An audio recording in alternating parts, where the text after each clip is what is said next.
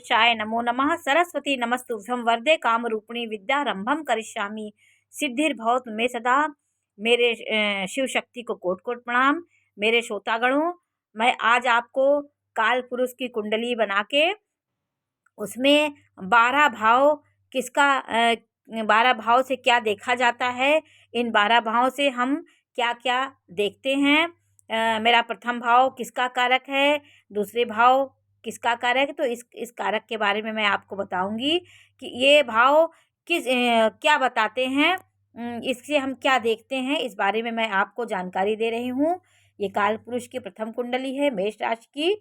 ये काल पुरुष की कुंडली मैंने बना दी है।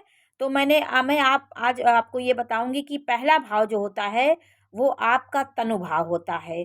शारीरिक संरचना, व्यक्तित्व, इसके बारे में मेरा पहला लग्न मेरा यही बताता है। ये पहला भाव है। पहले भाव के बाद दूसरा भाव आता है, वो हमारे धन भाव होता है।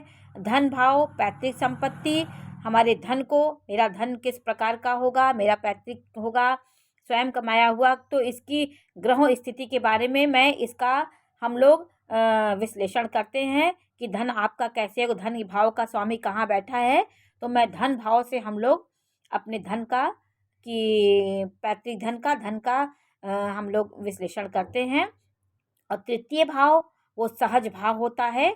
सहज माने भाई बहनों का, छोटे भाई बंधुओं का ये भाव होता है। तो प्रथम भाव, द्वितीय भाव, तृतीय भाव। अब चतुर्थ भाव देखिए।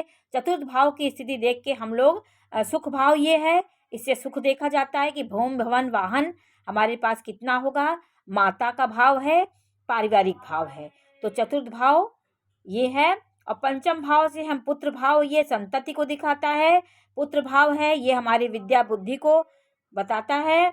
और छठवां भाव शत्रु ऋण रोग को दिखाता है। इस भाव के स्वामी से हम शत्रु रोग ऋण के बारे में जानकारी प्राप्त करते हैं। अब सप्तम भाव से हम पत्नी का भाव है, ये पति का कुंडली है तो पत्नी का भाव है, और पत्नी की कुंडली है तो ये पति का भाव है।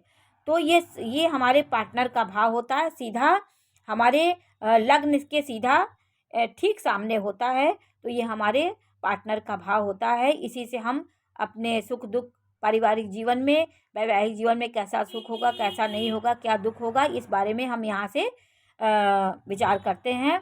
अष्टम भाव हमारा आयु का भाव होता है। इससे हम आयु की गणना करते हैं कि हमारे लग्न का स्वामी हमारा आयु कितना होगा, इस बारे में हम अष्टम भाव से जानकारी प्राप्त करते हैं। और ये धर्म भाव है, ये धर्म भाव है। इससे हम, ये धर्म त्रिकोण है, इसमें हम मैं अपने पिता का भाव है। पिता के कर्मों को कैसे आगे बढ़ाएंगे, हम धर्म करेंगे, कर्म करेंगे, या फिर गलत रास्ते पे जाएंगे, मेरा भाग्य किस ओर जाएगा, धर्म कर्म अर्थ किस ओर हम जाएंगे, इसके बारे में नवम भाव जानकारी देता है। और दसम भाव से हम कर्म भाव है। इससे हम आजीविका का निष्कर्ष निकालते हैं कि हमारी आजीविका कैसी होगी, हम किस प्रकार का बिजनेस करेंगे, कैसे हमारा कैरियर होगा। तो दसम भाव ये जानकारी देता है। लाभ भाव मुझे लाभ कराता है। ये समझ लीजिए कि बहुत ही शुभ भाव होता है। इसमें पापी ग्रह भी अच्छा फल देते हैं और शुभ ग्रह तो बहुत बली हो जाते हैं, अच्छा प्रभाव देते हैं। इसलिए लाभ भाव बड़े भाई बहनों का भाव होता है। ये भाव बहुत ही अच्छा होता है। और अब इसके बाद व्यय भाव, ये मोक्ष का भाव होता है, स्थिर संपत्ति का भाव होता है, ये मोक्ष दिलाता है। ये भाव व्यय का भाव भी है, हमारे व्यय भी कराता है। तो आज मैंने आपको 12 भावों के बारे में जानकारी दी, इसलिए मैंने एक मेष लग्न की कुंडली बना के आपको मैंने पूरा काल पुरुष के बारे में, मैंने आपकी काल पुरुष कुंडली कहाँ कहाँ क्या देखा जाता है, इसके बारे में मैंने आपको जानकारी दी।